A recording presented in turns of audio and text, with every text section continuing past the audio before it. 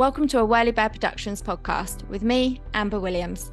We explore film finance and distribution, featuring insights from filmmakers, entertainment lawyers, and industry experts. Hello and welcome to my episode dedicated to Ben and Suzanne, a reunion in 4 parts with writer, producer and director Shaun Seneviratne. Shaun Seneviratne is a writer and director of emo movies. He teaches at Brooklyn STEAM Center, is the co-host of RomaCast, a podcast about Roma, his films and working methods. Shaun runs Redacted Screenings. He's made multiple short films, and they've screened at Nantucket, Montclair, Camfest, San Diego Asian, and Bushwick. He's based in New York City. This podcast episode is really useful. It has information about marketing, building a community, how to get the most out of your South by Southwest screening, as well as how to keep the budget down on production. Enjoy. So, Shaun, welcome to the show. Awesome. Thank Happy you to very be here. much. Yeah, thank you. Brilliant. Thank you so much for coming on. So Shaun is the writer, director and producer of Ben, Suzanne, a reunion in 4 parts. I really enjoyed the film. I thought it was great. What I really liked is the raw, honest depiction of a relationship. So it was hard to watch in some parts because, you know, you've really felt that at times and you're like, oh no, God, I remember that back in the day. So I thought that was depicted perfectly. So do you want to just tell us a little bit about the film? Yeah.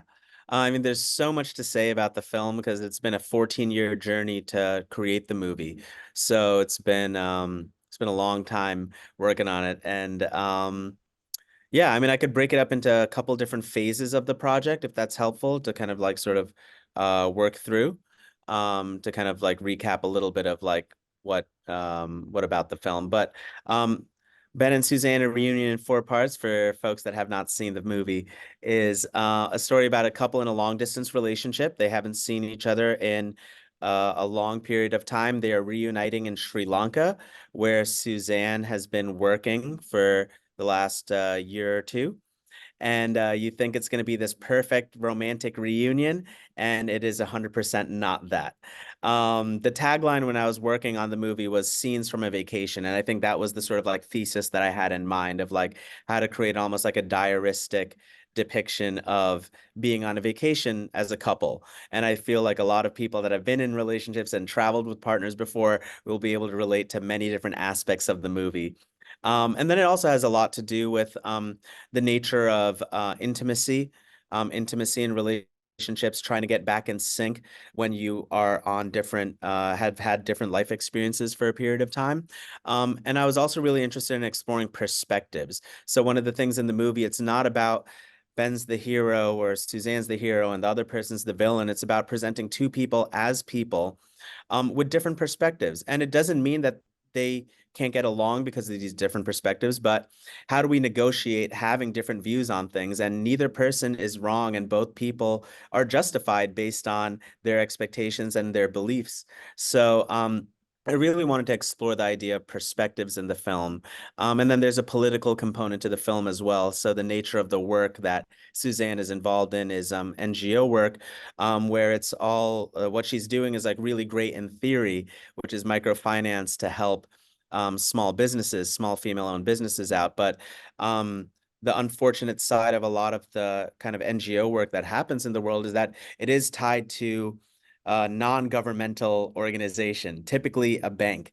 And so, you know, this has been documented in and throughout Africa and in India, where they have these organizations that come in to help people. And then there comes the time where the folks that they help need to pay back this loan. That's the thing, it is a loan. And so, you know, it's been the cause of much strife in a lot of these communities and countries. And so wanted to explore the idea of like someone that like really wanted to do good.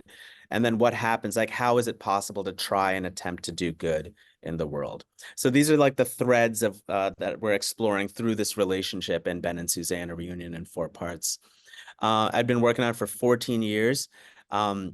In 2009, I was in a long distance relationship, and I was living here I was in New Jersey at the time, and she was working in India for an NGO, not similar to the one in the movie, something a little bit different, but she was training local women how to use computers for like IT work. And so, again, went over there, thought it was going to be this amazing trip, and we were just on different pages. And on the ironic thing is, by the end of the trip, it's all about timing. That's when things start to come back in sync. But it didn't really come until that New Year's Day when we were leaving. So something about that experience is like it was so terrible while I was going through it. But even at that moment, I was like, this would be an interesting movie. And actually, that experience kickstarted my whole movie making career. So this idea was the whole reason that I got into making movies, because I wanted to make this movie from this experience. And so after that experience, that's when I started making short films and crafting, learning my craft and working towards this goal. But really in the last year, and then we'll take a break from my response. But in the last year is when everything really kickstarted. So February of last year, um, 2 years before I'd already said I'm moving it to Sri Lanka. I was in Sri Lanka with my mom, and I was telling one of our drivers on our trip while we were over there about the movie. And my mom's like, why are you making this movie in India? Like, you're Sri Lankan and like we're in Sri Lanka and this is a beautiful country. And I was like, yeah, but like the story actually took place in India. And my mom's like, why does that matter? And I was like, good point. And once I kind of got that in my head, it actually completely freed me from the original experience. And then I got to be much more adaptive and really consider like the 14 years of adult committed relationships. And how that's kind of coming into the movie, and just be true to like ideas and not have to be such a stickler for like the specifics of how things went down in 2009. And so that was really great. And so in February 2023, we did a location scout in Sri Lanka. So Anastasia, who plays Suzanne, and I went to Sri Lanka, stayed at my dad's place, did some location scout, shot a short film while we were out there too, which is the third part of this series that we have, because there's 3 other short films that lead up to this movie. And we got in touch with a production company there, had a great meeting. And the minute you pay that first check, that's when things start to become real. So the ball is rolling down the hill. And then we did all of our pre-production in those months leading up to it, shot in July. Strike happened 2 days into the shoot, and we were on hold for a week until we got the waiver agreement. We were 1 day away from having to pull the plug on the entire production because we were just sitting in Sri Lanka siphoning money. And at a certain, we can't continue that indefinitely. And so the Oh, 1 day away was so hard. And I was like, I don't know, like maybe we'll come back in February, maybe we'll come back next summer. Maybe I never get to make this movie again. I don't know. And then we got our agreement that came in literally after that conversation. We were in the van just going to shoot some exteriors, and that agreement came in and we were able to continue production. And yeah, finished August 4th, got into editing in September, submitted our cut to South by Southwest. Our first rough cut. It got in off the first rough cut at the end of wow. September, That's brilliant. with no connections or anything like that. Just like not like we knew a program or anything, just like a true, just like submitted through the submission portal. And then just working on editing over there. So that's kind of the very much condensed history of this 14-year journey to make Ben and Suzanne. And so, were there any times that you felt like you were losing momentum? Because that's a long time to keep a project going, isn't it? How did you get through those times? What was that like? Yeah, I mean, I'd say like a lot of that time was spent on like writing, and then there was always these moments where I was like, okay, I'm going to aim for it for this year, to do it this year. And then there's whatever setback, that's either external or internal. Some of these internal setbacks is I need to focus on work. I need to focus on like making some more money. I need to revise this script. I need to get it perfect. I was really into this, like, trying to get this like perfect version of a thing that would then go to the Sundance labs and then get all these grants. And perfection doesn't really exist. But like Yeah. at that time, I was really like, striving for that. But I'd say alongside all of that, I was making short films, and that's actually, I think, was so important to this journey. So like all those things where I wasn't actively working on this project, everything that I was doing was in some way working towards it. So in 2014, I had this idea of like, I wouldn't want to explore the beginning of this long distance relationship. So the end of when they've been together and the beginning of when it starts. And I wrote a short film called Tourists, which captures like the day going to the airport, flashbacking with like this perfect sort of summer day. And that's when I met Sathya Sridharan and Anastasia Olowin, who plays Ben and Suzanne in the feature. And I met them doing casting for the short. And that's really when like the characters solidified. And that's when I was like, okay, cool. I understand who these people are. And it's like a little bit of what I'm writing for it, but it's a little bit of what they're bringing into it. And then it became this like, now 10-year friendship and 10-year artistic collaboration, which is kind of the kind of collaboration that I think a director dreams about. It's the whole Ethan Hawke and Julie Delpy and Richard Linklater working on the before movies for 20 something years. Is we kind of got to do that, and not even in an intentional way, because I always thought, okay, after making Tourist, then next year we're going to make the feature.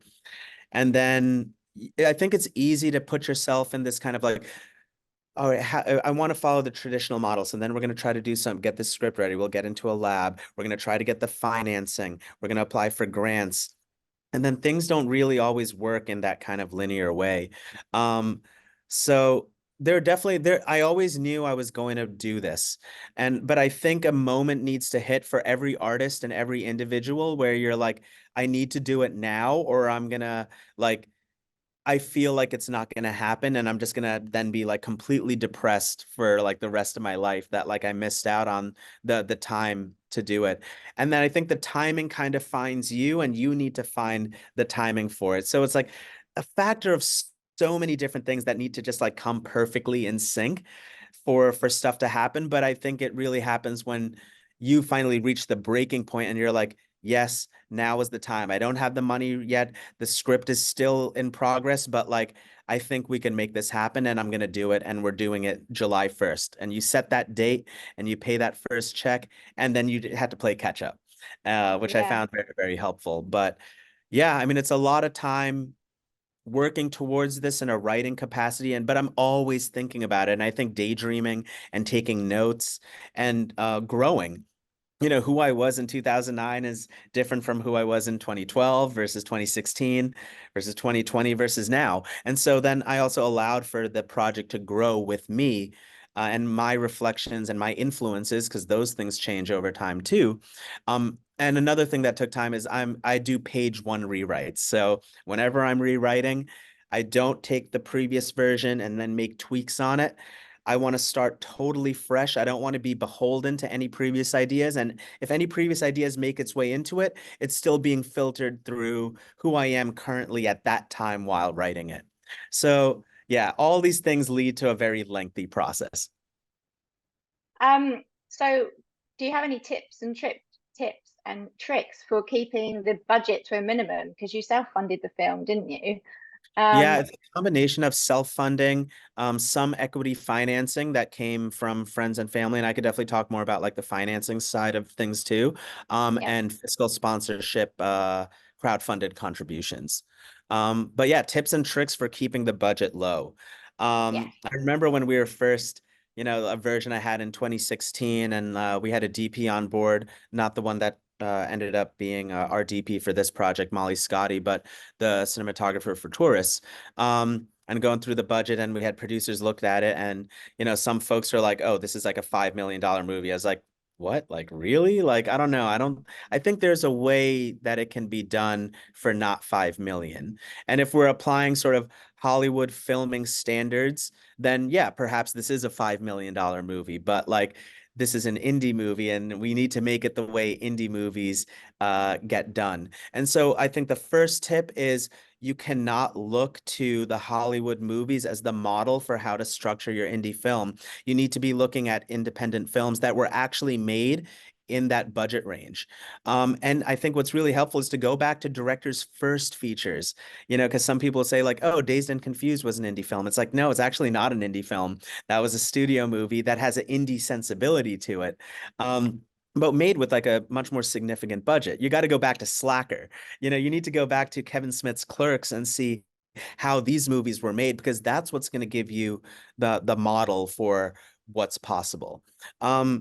So that's the first tip. The second tip is control. So ultimately, when we're talking about money, we're talking about paying for things that we need to be in control of. So the bigger the budget you have, the more things you can control. You know, a big studio picture will block out, you need to shoot a scene in Central Park, clear all of Central Park, fill it with extras, light the entire set. So you're able to actually control every single aspect of that frame, and that's what you're paying for with that money. So when you're working with a lower budget, you need to be very clear about what are the things you need to control, the things you'd like to control, and the things that, you know, if this is out of my control, actually, this could be kind of interesting and be in support of the project. So you need to be comfortable with some of these things being out of your control. So I knew budget wise going into it, like, you know, we film a lot of things on location in Sri Lanka. And interest wise, I had no interest in blocking off that entire bus station and filling it with with extras. I wanted so much of the movie to feel like documentary, and it was very much inspired by a lot of documentary, particularly like the verite strain of documentaries. And so you need to be kind of able to, let's say, all right, well, we're going to film in this bus station. So that means we're not going to film with any lights. We're going to have a camera crew over there, but let's use telephoto lenses. So this way we're always far from the action, but looking at it voyeuristically.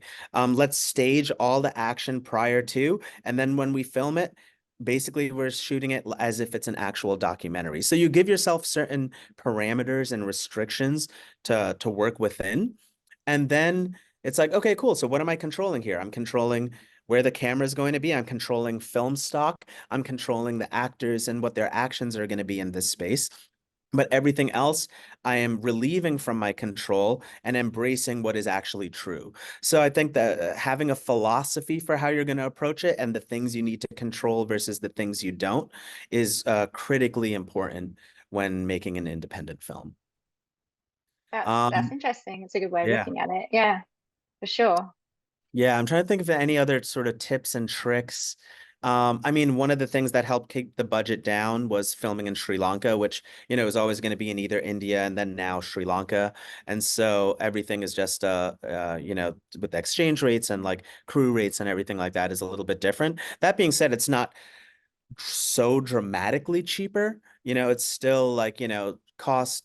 I remember thinking like, oh, maybe it's possible to do this for like $50,000 and maybe we could do this with like a crew of like 4 people. You know, like I had one version of the movie that was that. And then our budget for the movie after everything, you know, pre-production, production, post is 250K. And I'd say the Sri Lanka side of it, just filming everything and like getting the crew over there and equipment and production, probably about 160 to 170K. That's Um, fantastic. yeah, Wow, really good. yeah. What I about, forget where I was going exactly with that, but I think just yeah, speaking about like where the budget goes, it's like you can save money in a lot of places. Um, And then also like the way we did like some of the payments for things, like everybody, like all the above the line, we got the same rate. So it's just like, and I'm not taking any money from the project. So it's very much just like, here is the rate for everyone as a project rate with points on the back end. So that's how we sort of like negotiated like some of the deals with all of our like above the line crew. And then actors got paid their SAG standard rate, which actually, when you're filming abroad, that's probably something very helpful to know for filmmakers. When you're filming abroad, it's not the same low budget agreement that you would do if you were filming in this United States, where I think it's like $200 a day minimum. It goes up to $750 a day minimum, and then other stipulations that are there. okay. Um, let's talk a bit about marketing and building a community. I know you said you did a crowdfunding campaign, so that's especially important. So can you tell us a bit about the marketing of the film and how you go about building a community and what you think went best in your marketing? Cool. Awesome. Yeah. So, I'll start with the building of the community first, before the marketing. So, I have not done crowdfunding since my first thesis film in graduate school. So, and that was like $5,000 that I raised, and that was in 2012. So I think there's a lot of, I think goodwill is a good part of it. So I've been making movies then for 10 plus years after that first fundraise. Everyone that's a part of like my friend circle and my film network and my social media network is seeing me making all these movies on a consistent basis. So making these short films. And for these short films, I never asked anybody for money. I would save money up and then I would make the short film with that. Or like if it's a project that I got hired for, then that's the budget that's coming from that project. But so I think having that goodwill was able to build that up. And I was able to build like a really strong network of friends and collaborators and film professionals over the course of these years that was based pretty much on like friendship, right? So really just like getting to know people or being interested in their work and never sort of trying to network or market in a way where it's like, okay, I'm trying to like get this person or trying to get this person, where it's like you're trying to be a hunter. It's more like being a Genuine. cultivator and being genuine, right? And then sort of building that up. And I think the genuine relationship is really, really important because then when it comes time for the ask, so the first community around it are the people that are like super, super close to me, like the collaborators, which again is like, with these actors, I've been working with them for 10 years. And just then some of the newer collaborators, I maybe just met them like fairly recently, but it's about building that trust. And I think trust is so important on the collaborative level with every one of your collaborators. And then for the financing is like first reaching out to like my friends that are not part of the film industry. So I think part of building that community is like not being so insular in your community, where your community is only filmmakers, because you need to have a community that goes beyond that, and an audience that goes beyond just the film audience. So I have friends that are in the medical field. I have friends that are in marketing. I have friends that are in finance.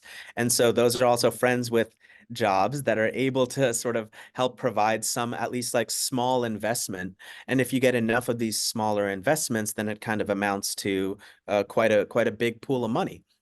So that's how we kind of started off, and like not being public about it, but just writing a letter and doing direct reach out to those friends and family members that are part of that community to contribute to the film and come on board as an equity investor or contribute a tax deductible donation for it.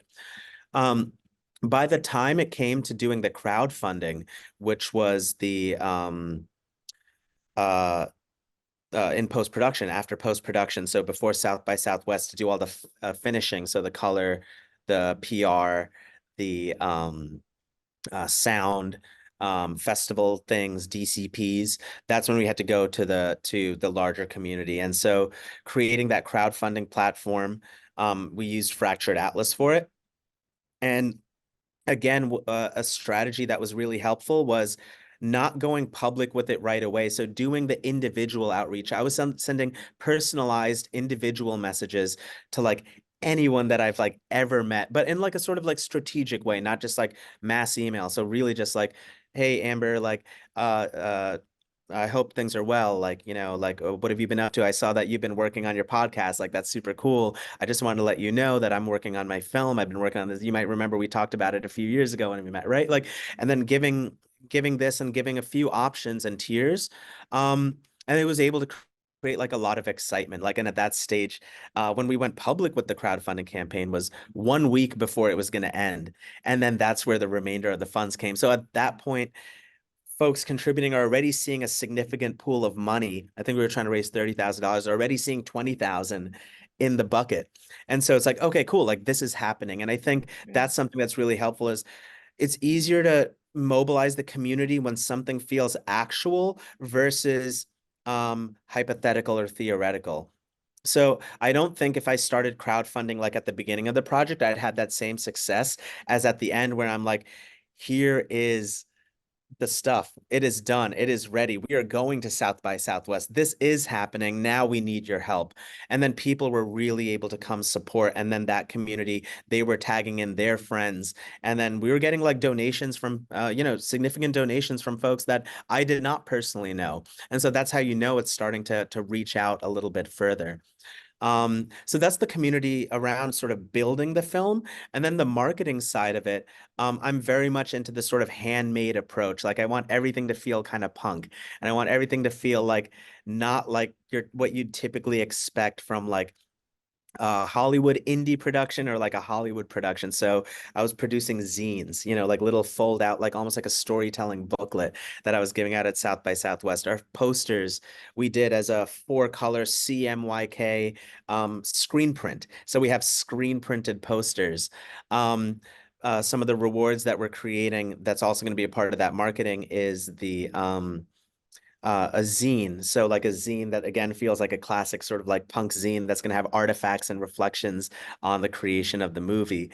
But also creating a strong visual identity. So like in how we utilize our social media and Instagram, what is you need to be considering what is your font, what is the sort of like visual aesthetic of how you're going to get things out into the world, your key images.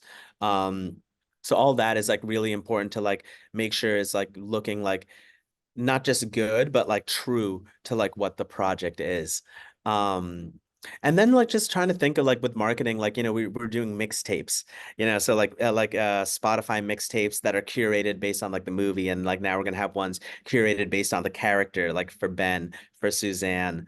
And just trying to think of like what are different ways to engage with an audience that's not just like purely promotional, because people aren't interested in purely promotional. And what I'm interested in is I think this is a great learning experience for a lot of people of like, I made this indie movie that's truly independent in a very independent way. And I want to let people into that process and be reflective. And like, I'm almost treating like their social media like a journal and how we're posting about stuff. So everything is going to be coupled with like almost like a journal entry about a particular aspect of whatever it is we're talking about. And then I'd say the last point on marketing is getting a great PR company. So because there are some things that we can't do on our own. And a PR company has those relationships and with journalists and with podcasts like us being connected today, right now. And so we work with Prodigy PR, Staley, Sharples was our PR, our publicist, and just finding someone that understands exactly what the project is, because there's a lot of PR companies that'll be like, oh yeah, this is cool, and like, but if they don't really understand the vision and they're not fully on board, then that's not the right partner for you. So finding a great PR company where they get exactly what the project is and what you want to do with it, and like have a vision for like the right people to get involved is super, super critical. And that's something that will have to come out of pocket and come out of budget to pay for. How much would you recommend that kind of marketing budget? How much was your marketing budget, or how much do you recommend independent filmmakers put aside? I'd say you want to put aside at least $10,000 if you're doing an independent film. The PR, and this again was PR only for 2 months. So like when we want to do more PR in the future, then we'll have to sort of, do that as a separate thing. But so yeah, it's about like around 5 to 7K, 5 to 10K-ish just for the PR side of things. So ours for us it was 7K, and then setting aside that $3,000 for any materials that you need to create, or even paying for like some of that online advertising. Something that's been really helpful is when you're posting on Instagram, doing that boost post option, and then being really targeted with your audience, what location this audience is going to be, what are their interests, and this is where it's really helpful to think about like all of these audience factors. How old is this audience? And then target your ads directly for that. So that's a smaller part of the budget. And then I did a lot of design things myself because I'm also a bit of a designer. But like if you need to hire that designer for that poster, then you're going to need to set aside that budget for that. So it kind of depends on like taking a sort of inventory of your creative collaborations and like who can make a poster for me, or if I need to hire a poster, starting those conversations and seeing what you're able to do. But I'd say like 10K minimum is what you want to set aside for PR and marketing. Cool.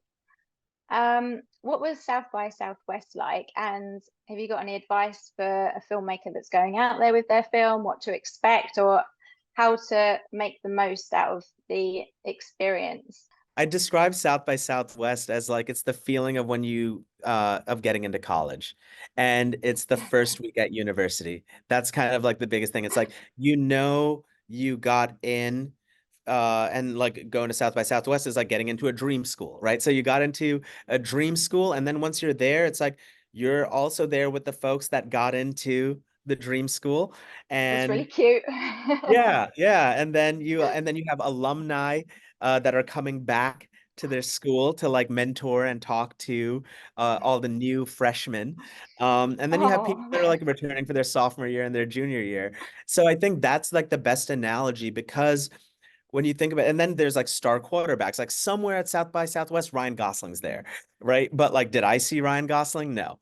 And was he at the happy hours? Not really, but like he's there, right? And so yeah. it's very much like I think of as being at school. And so what is the first week of college? It's you're getting acquainted with folks. Everyone's coming in with this excitement and you're meeting people. And I think that's the most important thing is like you are meeting and it's not just going beyond the networking, just like meeting people and like no matter who they are.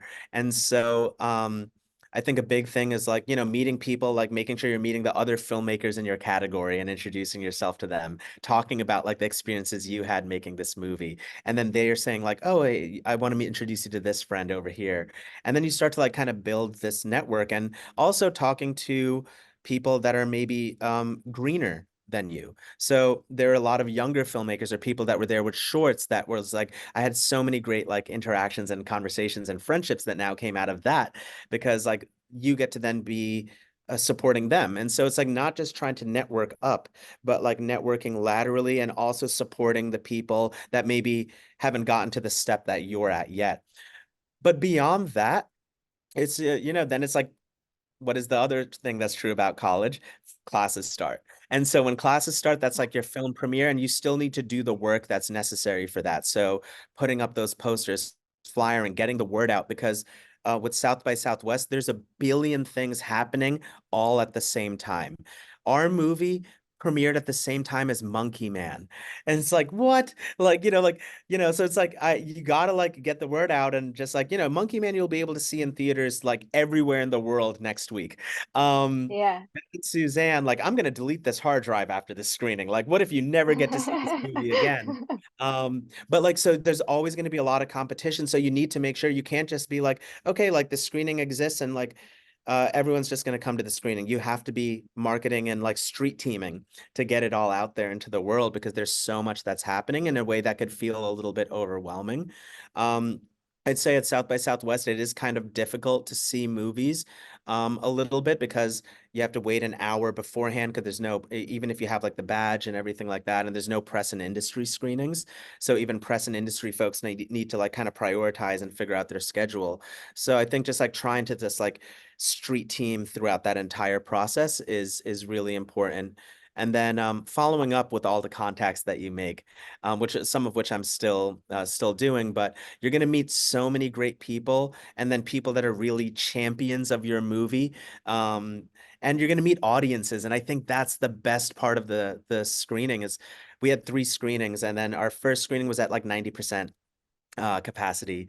Wow, Our second and third screening were totally packed.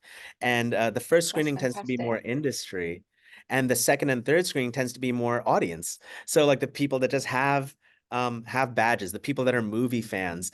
And I remember being at our second screening and I was there already for sound check, and then the audience is filing in. And I went up to each person and I was like, hi, thank you so much for coming. And like I know you had a lot of choices of what to pick. So thanks for coming to see Ben and Suzanne and introduce myself to them. And even that was just like, right, like this is kind of what it's all about. Like I'm getting to meet the people that are watching this movie. Like this is how like the kind of like relationship can exist between the film and the director and the creators behind it and the audience that's out there. So not just trying to network at South by Southwest, but really trying to like meet all kinds of people, including your audience. And it's up to you to try to make the most out of these experiences, just like college, right? Like it's not just handed to you. It's like the classes Mm, exist. It's yeah, what you make out of the class that's what's going to be impactful. that was brilliant. Thank you. That sounds really exciting. Yeah, yeah, no, it was very cool. It was very cool. And I'm really bummed that we can't do the whole thing right now. But Yes, We will do part 2. And that We'll would do be part 2. Yeah, and fantastic. then maybe for So part 2, Duran, our producer, will be able to hop in and then could also provide some insight into things. yeah, that'd be great. You've been fantastic today, and I've really Awesome. enjoyed listening to you talk. So thank you so much. I'm very Uh, grateful, and the audience are going to love it too. And the information's been really valuable. So okay, thank cool. you. Thank you very Awesome. much. Yeah, absolutely. And if like after this conversation, if like you're thinking of like, oh, is there anything like any follow-up to what we've talked about or anything that's like go a little deeper on this or what, like I will answer anything, like total candor. I don't believe in TMI, like be Yeah. totally Oh, brilliant. honest about everything. Yeah. Cool. Awesome. So yeah, Fantastic. we'll connect over email and figure out a date next week. But again, next week I'm way more flexible because I'm not working. Yeah. So yeah. Okay. Brilliant. All right. Enjoy the rest of your day. Thank you very Awesome. much. Thank All you, right. Amber. Appreciate it. This Take was fun. care. Talk soon. All right. Bye-bye. Bye-bye. Please consider supporting us on Patreon. Your support not only helps us keep the show running, but also unlocks exclusive premium content just for our cherished subscribers. You can head to our Patreon page now, either through our website, whirlybird.productions.com/podcasts, or through our Instagram @filmfinancepodcast, and follow the link in the bio.